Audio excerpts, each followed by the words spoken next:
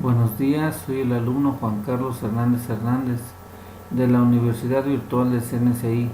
matrícula UVNL 027095 de la Licenciatura de Administración de Empresas. Como conclusión de la materia de técnicas y manejo de capacitación, así como de su proyecto final, me enseña que la elaboración del plan de capacitación dentro de una empresa siempre será muy importante, que no se debe tomar a la ligera y que el plan puede ser tan extenso, todo depende de la capacitación que se pretenda dar y a cuánta gente vaya dirigida. Para que el plan de capacitación cumpla con los objetivos que se pretenden,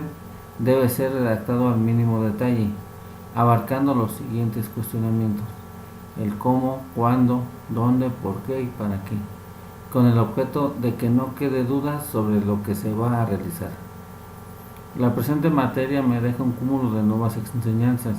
los cuales son muy adaptables en mi entorno laboral actual. Algunos de los temas vistos durante la materia tienen mucha similitud con lo que realizo en mi trabajo actual, ya que como oficial en el activo en el Ejército Mexicano, el ser responsable de la capacitación de las tropas es un tema de carácter primordial y que se aplica de forma diaria en el Instituto Armado. Tengan la seguridad de que los temas y enseñanzas que se dieron en la presente materia serán aplicados y llevados a su ejecución.